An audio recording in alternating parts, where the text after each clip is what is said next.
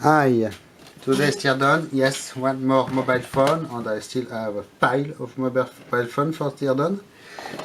So this is an old Matra B215 for the Bouygues Telecom provider. So missing the antenna. Here we have the ear proximity sensor. It will be interesting to see how it is made inside. And no screw on the back. So I guess maybe we have an hidden screw behind this thing first. Let's try to pop it. Yes. And they are Phillips screws, interestingly enough.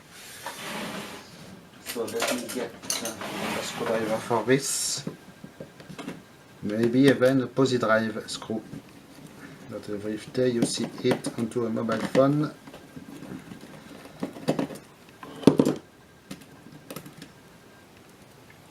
Okay, this cover should pop off, yes, because the antenna holder.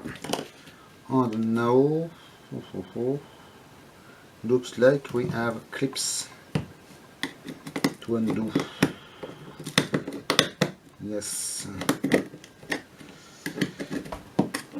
so it is not too bad. Okay, here we are. So the front case with just the speaker. And the speaker button here, it says speaker at least. Now we have the assembly, internal assembly, like so. So the keyboard here may come off, I'm not sure. Yes, like so. We have the display light diffuser.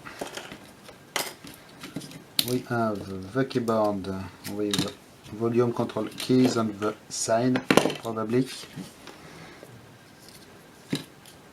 And the little DOMs making contacts with the PCB. Carbon contacts made by AEG. Interesting. So this display is hot bar soldered to the PCB. Will it come off? We have what seems to be a metal clip here on the side.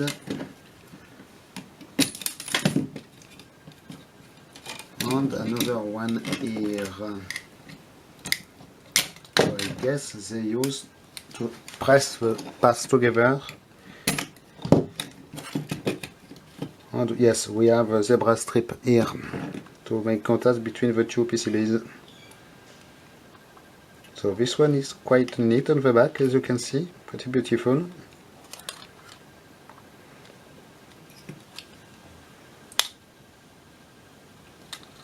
So, okay, one thing about this, I just found it on the bench, this ear proximity sensor. It arrives to this part here, seems we have a LED on the photodiode.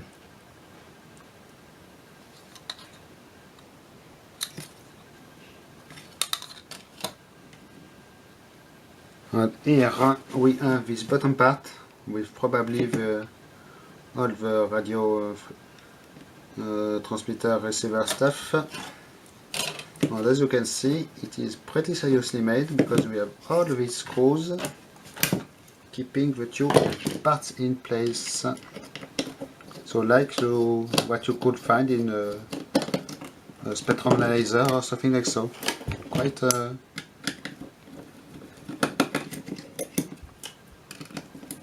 any measuring instrument, in fact.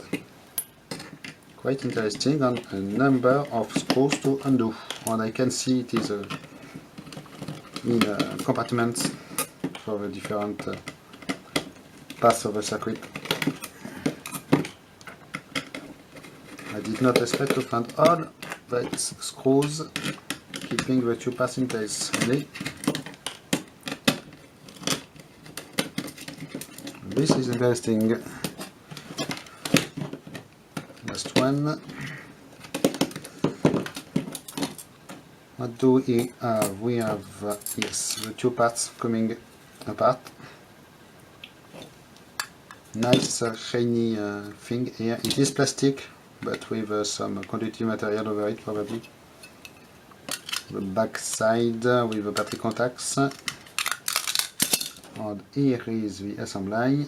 In fact, this board does everything. We have what seems to be the controller, microcontroller here, Gemini F, with some RAM here or flash. The code 1998. So very small ICs all over the place. This one is Siemens, Motorola, National Semiconductor, it seems. The other side we have Texas Instruments one, PTC M4400A. This is written ALG Mobilcom 8OPA82. Here what seems to be more RAM or ROM, something like this. And the RF stuff, very small parts here with two modules, oscillator here probably, some filter cavity thing here, filter device here, and it is almost everything. One of these thick Motorola ICs, I have seen it into one of the other mobile phones, the Alcatel I believe. I took apart previously. And it is all. You can see the very nice patterns here in golden tracks for making contacts with the shielding. Interesting. And I just noticed, look at this. We have here an antenna connector in the bottom plug. And it is going done here with this rigid coax cable, not something you see every day. Okay, so it should be all I guess for this one. Maybe I will experiment doing unsoldering on this thing here, hot bar solder. See if it is possible to unsolder it properly with no damage. It may be interesting in fact. If I find a small metal piece I can put over it and hit it with soldering iron, as I have no hot air device for the moment. I will get one someday soon, I hope. Okay, so thanks for watching, bye bye.